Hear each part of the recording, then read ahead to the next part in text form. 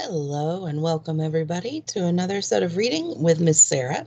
Today we're going to be starting the book Wonder. Let me see if I can get our screen back. Here we go, so you can see the cover of the book. Some of you may have read this book already, or you may have seen the movie that was out a couple years ago. But hopefully you can tuck in and enjoy, and we'll learn all the wondrous things about wonder.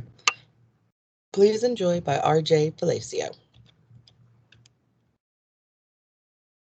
Part 1, August. Fate smiled and destiny laughed as she came to my cradle. Natalie Merchant, Wonder. Ordinary. I know I'm not an ordinary 10-year-old kid. I mean, sure, I do ordinary things. I eat ice cream, I ride my bike, I play ball, I have an Xbox. Stuff like that makes me ordinary, I guess. And I feel ordinary. Inside. But I know ordinary kids don't make other ordinary kids run away screaming in playgrounds. I know ordinary kids don't get stared at wherever they go. If I found a magic lamp and I could have one wish, I would wish that I had a normal face and no one ever noticed at all. I would wish that I could walk down the street without people seeing me and then doing that look away thing. Here's what I think. The only reason I'm not ordinary is that no one else sees me that way. But I'm kind of used to how I look by now. I know how to pretend I don't see the faces people make. We've all gotten pretty good at that sort of thing. Me, Mom and Dad, Via. Actually, I take that back. Via's not so good at it. She can get really annoyed when people do something rude. Like, for instance, one time in the playground, some older kids made some noises. I don't even know what the noises were exactly because I didn't hear them myself. But Via heard, and she just started yelling at the kids. That's the way she is. I'm not that way. Via doesn't see me as ordinary. She says she does, but if I were ordinary, she wouldn't feel like she needs to protect me as much. And Mom and Dad don't see me as ordinary either. They see me as extraordinary. I think the only person in the world who realizes how ordinary I am is me. My name is August, by the way. I won't describe what I look like. Whatever you're thinking, it's probably worse. Why I didn't go to school. Next week, I start 5th grade. Since I've never been to a real school before, I am pretty much totally and completely petrified. People think I haven't gone to school because of the way I look, but it's not that. It's because of all the surgeries I've had. 27 since I was born. The bigger ones happened before I was even 4 years old, so I don't remember those, but I've had 2 or 3 surgeries every year since then. Some big, some small. And because I'm little for my age, and I have some other medical mysteries that doctors never really figured out, I used to get sick a lot. That's why my parents decided it was better if I didn't go to school. I'm much stronger now, though. The last surgery I had was 8 months ago, and I probably won't have to have any more for another couple of years. My homeschools, my, pardon, Mom homeschools me. She used to be a children's book illustrator. She draws really great fairies and mermaids. Her boy stuff isn't so hot, though. She once tried to draw me a Darth Vader, but it ended up looking like some weird mushroom-shaped robot. I haven't seen her draw anything in a long time. I think she's too busy taking care of me and Via. I can't say I always wanted to go to school because that wouldn't be exactly true. What I wanted was to go to school, but only if I could be like every other kid going to school. Have lots of friends and hang out after school and stuff like that. I have a few really good friends now. Christopher is my best friend, followed by Zachary and Alex. We've known each other since we were babies. And since they've always known me the way I am, they're used to me. When we were little, we used to have play dates all the time. But then Christopher moved to Bridgeport in Connecticut. That's more than an hour away from where I live in North River Heights, which is at the top tip of Manhattan. And Zachary and Alex started going to school. It's funny, even though Christopher's the one who moved far away, I still see him more than I see Zachary and Alex. They have all these new friends now. If we bump into each other on the street, they're still nice to me, though. They always say hello. I have other friends too, but not as good as Christopher and Zach and Alex were. For instance, Zach and Alex always invited me to their birthday parties when we were little, but Joel and Amon and Gabe never did. Emma invited me once, but I haven't seen her in a long time. And of course, I always go to Christopher's birthday. Maybe I'm making too big a deal about birthday parties. How I came to life. I like when Mom tells this story because it makes me laugh so much.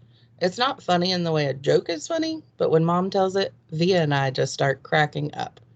So when I was in my mom's stomach, no one had any idea I would come out looking the way I look. Had had Via 4 years before, and that had been such a walk in the park, Mom's expression, that there was no reason to run any special tests. About 2 months before I was born, the doctors realized there was something wrong with my face, but they didn't think it was going to be bad. They told Mom and Dad I had a cleft palate and some other stuff going on. They called it small anomalies. There were two nurses in the delivery room the night I was born. One was very nice and sweet. The other one, Mom said, did not seem at all nice or sweet. She had very big arms and, here comes the funny part, she kept farting. Like, she'd bring Mom some ice chips and then fart. She'd check Mom's blood pressure and fart. Mom says it was unbelievable because the nurse never even said, "Excuse me."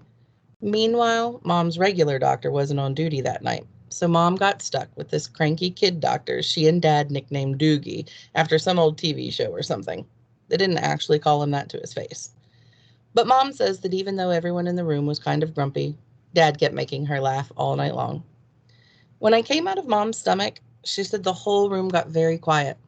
Mom didn't even get a chance to look at me because the nice nurse immediately rushed me out of the room. Dad was in such a hurry to follow her that he dropped the video camera, which broke into a million pieces. And then Mom got very upset and tried to get out of bed to see where they were going. But the farting nurse put her very big arms on Mom to keep her down in the bed. They were practically fighting because Mom was hysterical and the farting nurse was yelling at her to stay calm. And then they both started screaming for the doctor. But guess what? He had fainted right on the floor.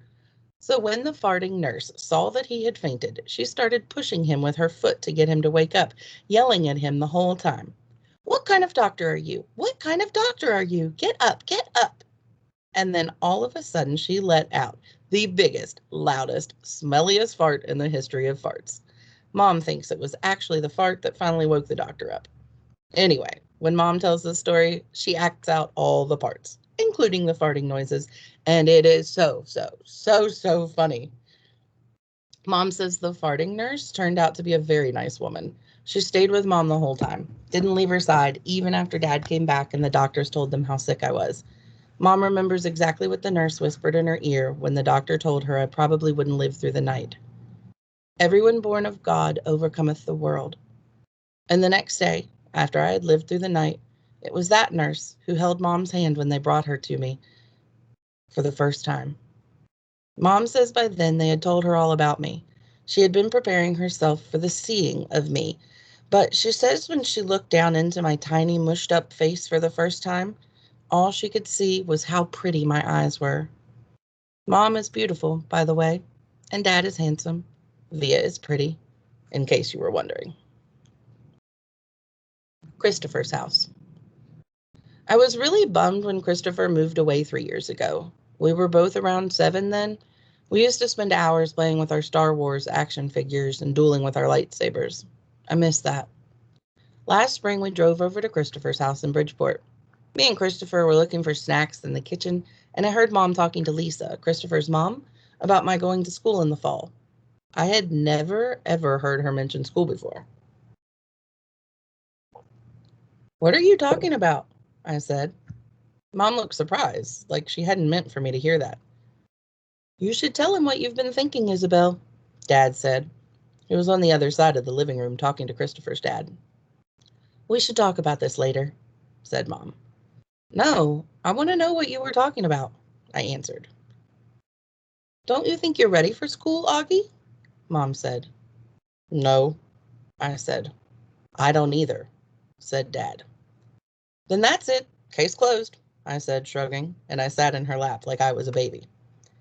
"I just think you need to learn more than I can teach you," Mom said. "I mean, come on, Augie.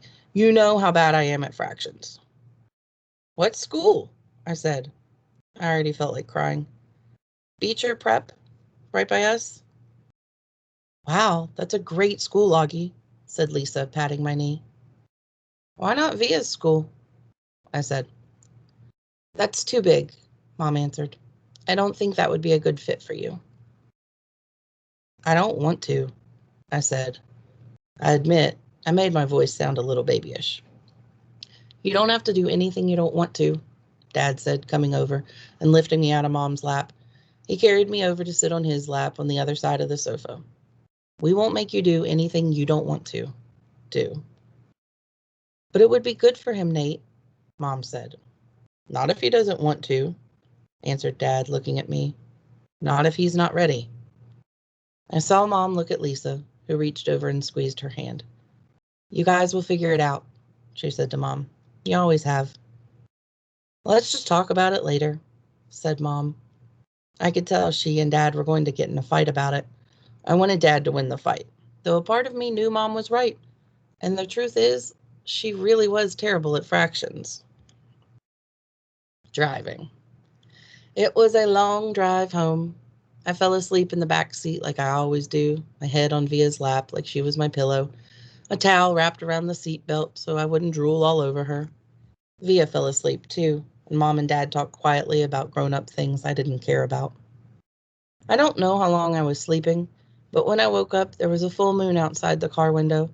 It was a purple night, and we were driving on a highway full of cars. And then I heard Mom and Dad talking about me. We can't keep protecting him, Mom whispered to Dad, who was driving.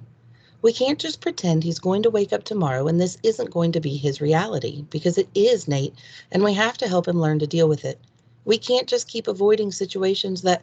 So sending him off to middle school like a lamb to the slaughter? Dad answered angrily, but he didn't even finish his sentence because he saw me in the mirror looking up.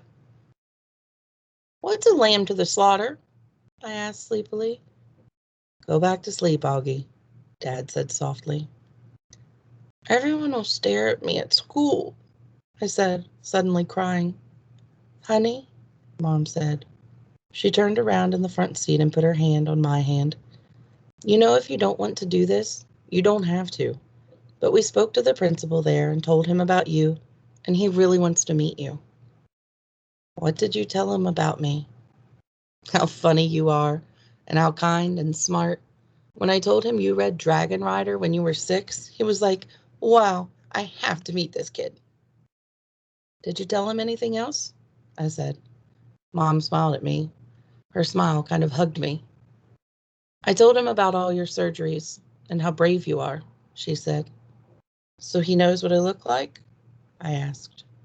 Well, we brought pictures from last summer in Montauk, Dad said. We showed him pictures of the whole family and that great shot of you holding that flounder on the boat. You were there too? I have to admit I felt a little disappointed that he was part of this. We both talked to him, yes, Dad said. He's a really nice man. You would like him, Mom added. Suddenly it felt like they were on the same side. Wait, so when did you meet him? I said. He took us on a tour of the school last year, said Mom. Last year? I said. So you've been thinking about this for a whole year and you didn't tell me? We didn't know if you'd even get in, Augie, answered Mom. It's a very hard school to get into. There's a whole admissions process. I didn't see the point in telling you and having you get all worked up about it unnecessarily. But you're right, Augie. We should have told you when we found out last month that you got in, said Dad. In hindsight, sighed Mom. Yes, I guess. Did that lady who came to the house that time have something to do with this? I said. The one that gave me that test? Yes, actually, said Mom, looking guilty. Yes. You told me it was an IQ test, I said. I know. Well, that was a white lie, she answered. It was a test you needed to take to get into the school. You did very well on it, by the way. So you lied, I said. A white lie, but yes, sorry, she said, trying to smile. But when I didn't smile back, she turned around in her seat and faced forward. What's a lamb to the slaughter? I said. Mom sighed and gave Daddy a look.